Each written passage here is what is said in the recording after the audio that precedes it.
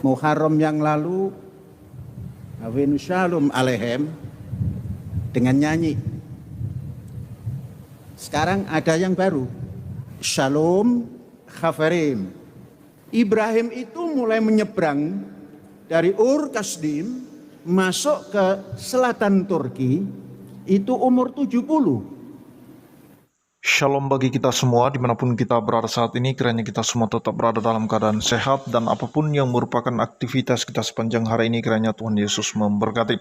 Dan kembali berjumpa lagi di channel kita ini, yaitu Zemayan Yassin. Terima kasih buat teman-teman semua dan juga para sahabat yang sudah mendukung perkembangan channel ini dengan setia, dan kiranya kita tetap menggunakannya untuk menjadi berkat bagi semua orang.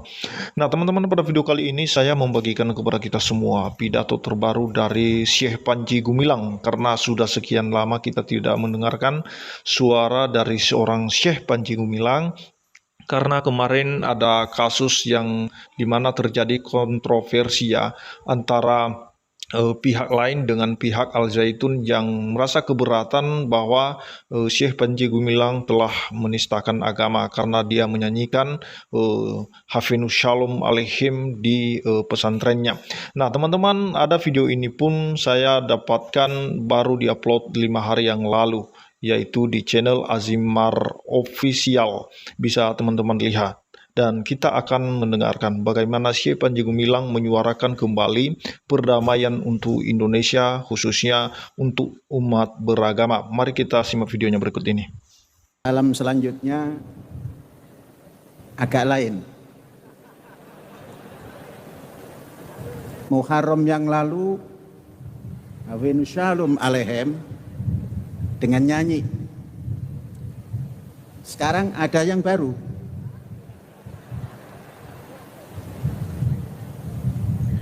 Shalom Khafarim. Jadi Shalom Khafarim itu artinya selamat wahai kawan-kawanku. Jadi sudah dua ya. Tempo hari tahun yang berapa itu Hafenu Shalom Alehem kita nyanyikan. Ini juga boleh dinyanyikan karena ada notasinya. Cuma agak sedikit irama mars. Kalau Hafenu Shalom Alehem itu agak bukan mars. Jadi Shalom Khafarim, Shalom Khafarim, Shalom, Shalom. Lehit raut, Shalom, Shalom. Nah, sudah. Berarti dua sudah ya. Ya, Shalomnya sudah tahu dua. Ya ini saja. Kemarin ada yang bertanya, Syekh sehat? Oh, nampak dari kamu sehat enggak? Sehat. Ya, kalau kamu bilang sehat, saya sehat.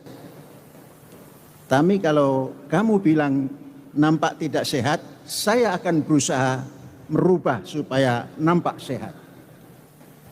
Jadi, Syekh sehat.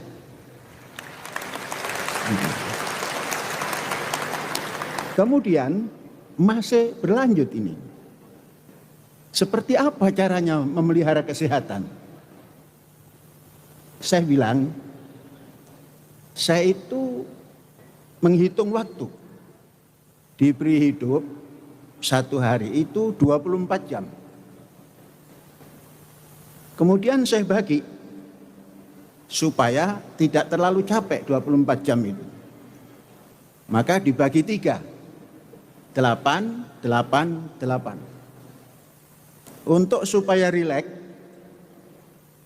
8 jam pertama kerja.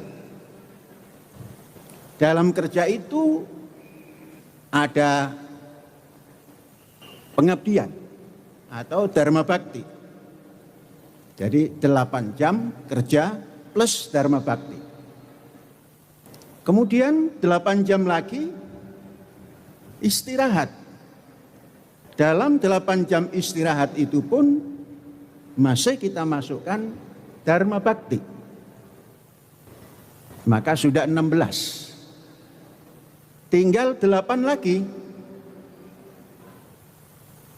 Yang pertama, 8 ini dibagi 3 juga. Kalau orang-orang membagi 3 angka 8 itu ada hasil komanya. Saya bagi 3 tapi utuh. Yaitu 2, 2, 4.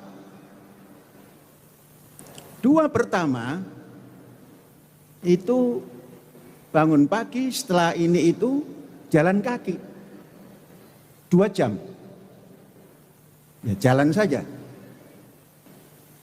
Kemudian yang 4, saya berusaha membaca sampai koran bekas pun dibaca. Bertanya, mengapa yang koran bekas kok dibaca? Ini supaya terlatih, mata terlatih, pikir terlatih.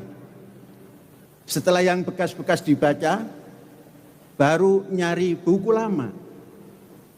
Buku lama yang paling terus dibaca oleh saya adalah 1 buku Bung Karno. Itu sampai lecet. Dan tiap hari mesti dibuka, walaupun hanya dibaca judulnya. Itu 4 jam membaca. Apa saja yang dibaca. Sampai cerita komik dari cucu pun dibaca. Mengapa kamu senang ini? Karena lucu. Oh ya, lucu. 4 jam membaca. Baru 2 jam makan dan bercengkrama. Apa itu maknanya? Karena Syekh 1 hari itu hanya makan 1 kali, yaitu jam 5.30 petang, maka makan. Dan dalam makan yang 2 jam itu bercengkrama. Diisi juga diskusi, tapi dalam makan. Itu menyegarkan cara yang begitu itu. Sehingga 1 hari duduk asal pakai kursi itu kuat. 1 hari jalan kalau tidak terlalu panas kuat. Kecuali kemarin berjalan dengan Ibu Koni kepanasan. Jadi terpaksa minum teh yang ada gula. Jadi tidak goyang lagi. Itu terpaksa. Tadi ditawari coklat, nanti jam 5 saja Bu Koni karena masih kuat. Nah itu sebagai jawab Syekh sehat. Kemudian ditanya kenapa kok bisa begitu, latihan saja. Kemudian punya tekad. Life began at 70. Kita hidup ini dimulai dari umur 70. Jadi saya masih sangat remaja sekali. Masih sangat remaja sekali. Itu pun ditanya, mengapa kok begitu? Orang-orang bilang sunnah Rasul. Sama, ini juga sunnah Rasul. Cuma Rasul yang paling pangkal. Sunnah Ibrahim.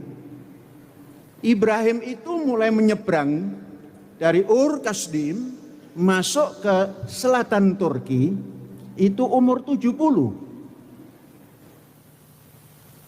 Baru bergerak. Maka kemudian nanti umat yang diturunkan dari sisi Yudhak itu dinamakan orang Ibrani. Mengapa? Karena menyeberang dari Sungai Ifrat. Ibron itu artinya tukang nyebrang. Kalau Arab, tukang bergerak. Karena kalau dikasih tak marbutoh menjadi arobah.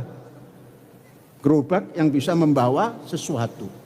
Ini menyeberang supaya bisa sampai tujuan. Nah itu sunnah Ibrahim. Jadi kalau mengikuti itu, mengikuti sunnah Ibrahim, hitung umur kita. Berapa? Kalau sampean baru mulai 70, itu berarti baru mulai hidup. Bagaimana dengan 69 ke belakang? itu adalah tabungan untuk hidup. Ya. Jadi anak-anakku yang sekarang masih kelas 12, terus berseragam putih, yang akan menjadi pasukan pengibar bendera merah putih, itu baru, kalau dalam kehidupan itu baru berkaki 4. Saya kemarin ngasih teka-teki kepada cucu, karena cucu ini selalu ikut tidur bersama. Nah, aku punya teka-teki. Nah, ada makhluk mula-mula berjalan dengan kaki 4. Kemudian dalam proses lanjut berjalan berkaki 2. Kemudian berjalan lebih lanjut lagi, berjalan dengan berkaki 3. Itu lama. Lama jawabnya. Coba tanya abakmu, tanya ayahmu, dan tanya ibumu. Sudah mau tidur pun turun, karena ini anak kepingin cepat tahu. Turun ke umiknya. Uma, ini ada teka-teki dari Mbah Kung. Begini, oh nanti dulu, Uma pikirkan dulu. Terus tanya kepada abaknya, Mbak, ini ada teka-teki dari Mbah Kung. Apa ini? Kamu, maksudnya manusia. Nah, baru cepat datang. Manusia, Mbak, mengapa? Waktu kecil merangkak pakai kaki 4, waktu sudah agak dewasa pakai kaki 2, lewat umurnya pakai kaki 3 dibantu tongkat, seperti Nabi Musa katanya. Makanya tongkat itu kalau masih umur muda, dia menjadi tongkat komando. Itu pentingnya tongkat itu. Jadi jangan merasa masih muda kok pakai tongkat, itu bagus. Mengapa? Sudah menjadi panglima. Kalau panglima itu pakai tongkat, tapi dikepit di ketiaknya. Sudah, itu cerita. Kemudian ada lagi pertanyaan, mengapa kok toleransi dan perdamaian? Saya jawab, perdamaiannya saja. Karena saya selalu berdoa, Tuhan, Engkau pusat perdamaian. Dan darimu juga perdamaian itu. Dan kembali perdamaian itu juga kepadamu ya Tuhan. Maka hidupkan kami dalam negara yang penuh damai. Ada yang bertanya, tapi bukan malaikat, juga bukan jin. Mengapa? Li'anni abdus salam. Karena aku hamba suka damai. Namaku Abdus Salam. Jadi begitu ceritanya. Pertanyaan itu. Nah, jadi egois ini ya. Ini egois. Tapi nggak apa-apa, egois untuk bagus. Jadi itu ditanamkan kepada semua. Bapak sekalian, dengan tidak mengurangi penghormatan saya sebagai sesepuh di sini, terima kasih atas kehadiran Bapak dan Ibu. Jadi itu dia videonya teman-teman, kita sudah mendengarkan apa yang disampaikan oleh Syekh Panji Gumilang dari awal sampai akhir. Intinya adalah bahwa Allah itu pusat perdamaian dan mencintai perdamaian. Sama seperti yang tertulis dalam firman Tuhan bahwa berbahagialah mereka yang membawa damai karena mereka disebut anak-anak Allah. Dan marilah kita tetap menciptakan kedamaian dimanapun kita berada, dan terlebih khusus buat negara kita sendiri supaya tetap ada perdamaian antara umat beragama khususnya. Terima kasih, kiranya Tuhan Yesus memberkati kita semua. Shalom.